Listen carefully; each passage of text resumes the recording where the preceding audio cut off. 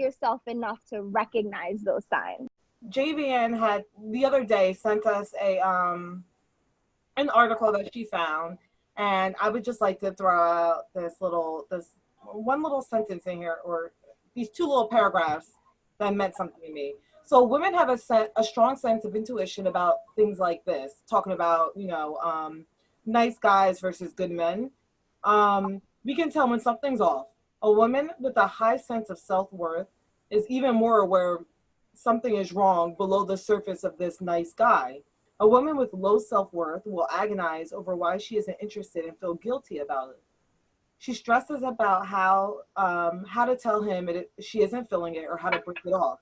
A woman with a strong sense of self-worth won't feel guilty. She'll trust her instincts and run. So it goes on to say that there are nice guys and there are good men, and there's a big difference between the two. And nice guys have no sense of self-worth, and they're low-value men in disguise. And I just wanted to read that from the article because I thought that was, I don't know, for me that kind of made sense. That women fall for these nice guys who, to everybody, most people who've chimed in and said something, to everybody's point, they're microwavable, they're upfront, they tell you right then and there, they lay it all out, they tell you what they want to hear, what you want to hear. And for a woman with low self-worth, she's taking it all in right away, like, this is what I want, this is it, let me dive in on this because I'm hearing exactly everything I want to hear. Where a woman with a higher sense of self-worth will say, well, let me fill this out, let me see, let me go with my intuition, let me see what my gut is trying to tell me, instead of just diving in. I kind of agree, but I don't. I kind of agree, but I don't like the article. I don't like what the article stated, but I kind of understand it. About the part where it's like about the good guys. I kind of understand it, but like I maybe need to read it like verbatim so that I can analyze it instead of like you said it, but it was kind of fast. Maybe I'm not understanding exactly what you said.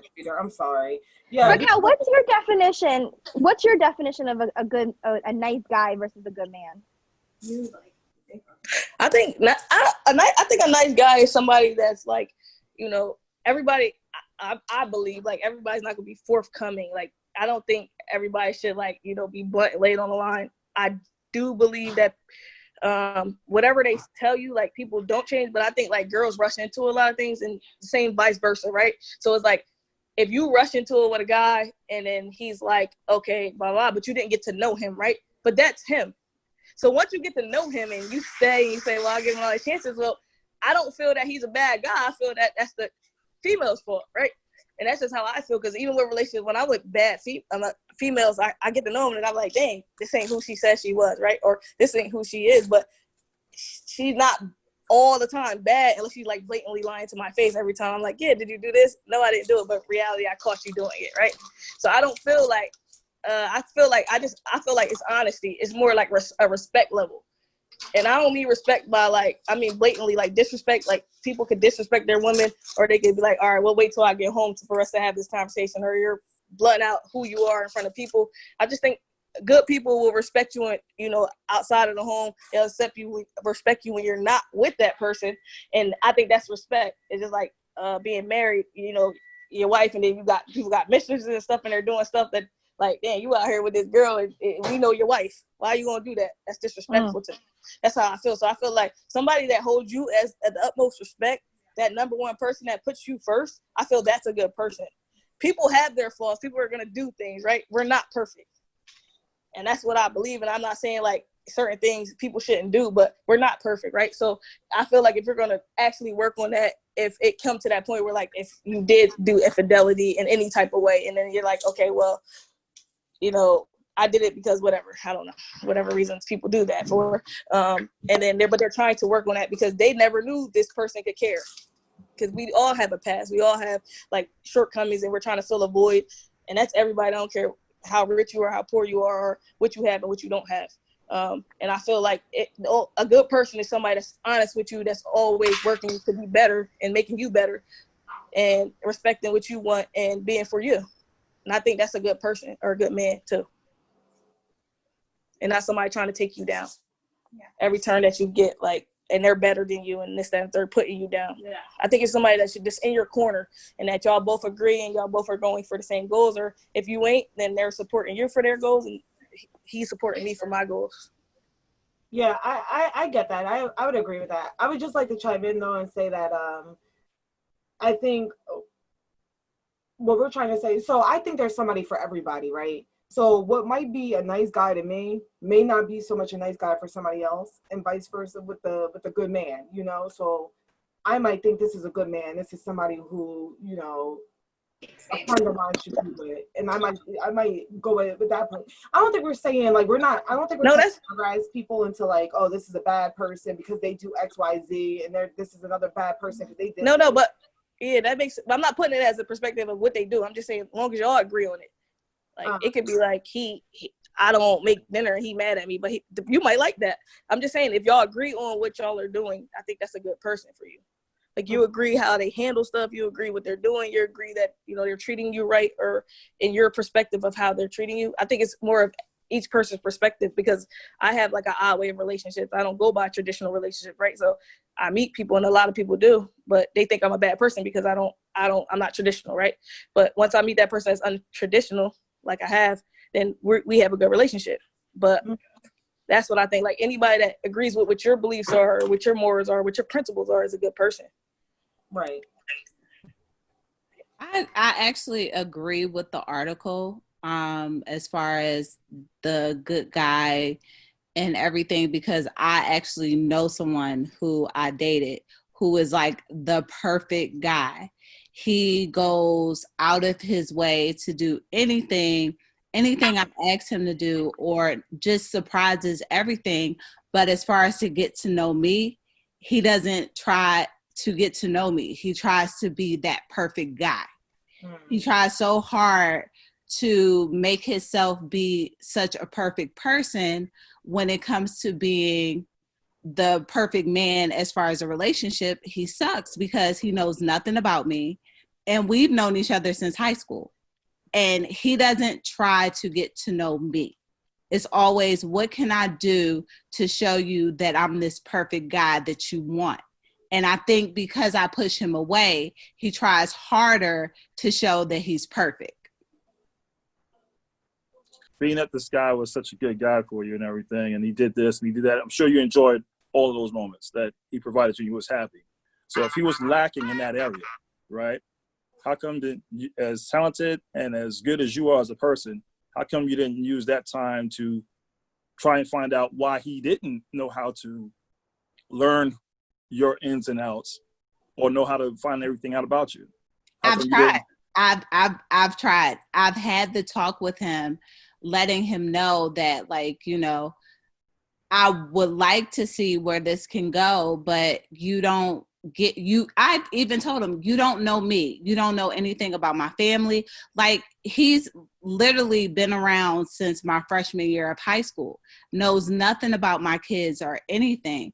And that's what I tell him all the time. Like, why aren't you trying to get to know me as far as who I am, who Natasha is? Because he assumes that the person that he sees on social media, or he sees or knew in high school, I'm that same person. And I tell him all the time that I'm not. And even when we're around each other, I always take the initiative. Like, for example, we're in quarantine. I'm in Virginia. He's in Pennsylvania. Right when it started, he drove all the way out here to bring me lunch. And I sat there and I'm trying to talk to him, like, how's your day? What's going on with life? And it's like, oh my gosh, can I give you this? Can I do this for you? And it's like, I'm trying to hold a regular conversation with you. And he avoids regular conversations all the time. Okay. Yeah. I think that's just an annoying guy, but I'm not a perfect one, but That dude Aggie. yeah. So Ron, did y'all have sexual intercourse? Huh? Never. Okay, that's why. So I think that he's not trying to be trying to get to know you. He's trying to get something else. Exactly, and that's how it Not long ago. But that's real though. That's real. People try stuff. They got ulterior motives. I think some people try to get what they want out of you, and they'll say anything, they'll do anything. He must really want some if he drives all the way to give you lunch. Listen. He wants some ass. Wait, you said freshman year? High school, freshman year of high school. High school. Let it go. Let it go. Ronnie, I was gonna say you've been quiet. I feel like there's only good men in Tyler Perry movies. I don't know about in real life, you know. Say now I'm playing with y'all, but Tyler Perry, quarantine got you like that? You've been watching Tyler Perry movies? Nah. I've been Netflixing it up, but I think that a nice guy and a good man are the same thing, like in terms. But if you want to differentiate the difference, I think between a good man and a bad man is two different things, right? So I feel like a good man is somebody that keeps it up front with you, tells you what it is, like everybody's been saying. But I feel like a bad man, you know, will do the same thing. They'll show you their traits the same way a good man will show you. It's just some of us are just oblivious to certain things, like when it happens, because we, you know, might like how this person looks or their personality through a text message was golden and good or FaceTime or whatever. But then, you know, when a conversation actually happens, like there's really a big difference. You know, they lack in a lot of areas. So for me, I feel like a good man is somebody that will always be there for you, listen to you, you know what I'm saying, and do the things that they're supposed to do, provide and everything. But then when it comes to a bad man, and it could be, and some people say people that play as a bad man or whatever, I don't think that is the same. I think a bad man is just somebody that has toxic traits all the way around, you know. So that's just so I have a question. So I agree. So not to call Nikki out, but in Nikki's example that he gave, you know, he was dating somebody who seemed to be a really good guy on paper. He, you know, bought this, bought that, took him out, all this, but then used that when, you know, he was cheating on Nikki and said, well, I did XYZ for you. So would you classify him as a good man still based on your examples and definition? No, I wouldn't.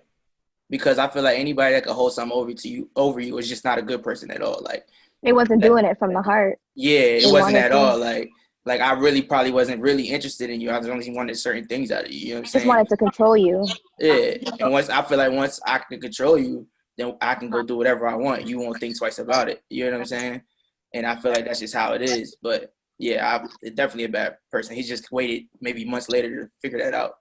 You know what I'm saying? Because it only showed later. It didn't show in the first couple of months. So I agree. I think it's very true. I feel like, but it's also hard. I feel like to go back to what Tanasia was talking about during, like, when she was reading the article, is like, I feel like my ex, there was a lot of things that was wrong with him that, like, deep rooted in his past that made him that way. You know what I mean? So like, it's part of me thinks like maybe I guess that's where the psychological like thing comes into play, where it's like the things that he would do, I'm like, maybe he is a good man because he does like support me. He does, you know, cheer me on. He does care about my well-being. He does know me like really deep down inside. But is he not a good person because he does throw that stuff back in my face, or that he expects like me to, you know, like he'll like buy dinner and then expect us to have sex afterwards, or like, you know what I mean? Like it's like so convoluted and like crazy. Like when you really are really deep in a relationship with someone, it's hard to tell because there's so many more deep rooted issues than whether or not he's a good person or a bad person. It's more like, you know, like we talked about earlier, it's like what you will settle with, like what is your love language? Like if, you know, if the things that he's doing aren't excusable for you, then he's probably meant for someone else. You know what I mean? But I think if somebody is manipulating you like that, I think that they're narcissistic. Yeah, They have narcissistic tendencies. So they are automatically always able to get you to come back. Right. Always. It's just the way that they talk to you. It has nothing to do with that. They are not good people. Narcissistic people are not. Like, I don't think that's a good guy. Like, I think that if you can manipulate me that well, like there's a problem. I dated somebody like that, like several guys like that. And I always wind up going right back to that same trait, you know, like, so I think that's a narcissistic guy because he knows how to manipulate you. And I feel like that the narcissism goes hand in hand with being a nice guy too. Nice guys are narcissistic because they expect something out of what they give you, right? Like they do things because they think they're hot shit. Like, oh yeah, I just gave you dinner. I just bought you the nicest restaurant. I just, you know, bought you flowers. I drove all the way to Virginia to get you lunch. Like that's narcissism to me, is like expecting like doing it because they think that's what a good person does. You know what I mean? Like wearing the mask of what a good man would do. So when you hear those traits, I have a you question. hear those things, what do you do after that? How long do you tolerate that after that? Once you find that out, once you identify that, how long do you tolerate? I know immediately. If you can tolerate, that's what I say. Like people got different tolerances. But speaking of that, if that's your like definitions of it, what are you guys? Like, what are you? Are you a good guy or are you a bad guy? Like if that's your definition of that, like which one are you guys? Like, can y'all say like I'm a good guy, I'm a bad guy? Like, because both of them sound bad to me. Like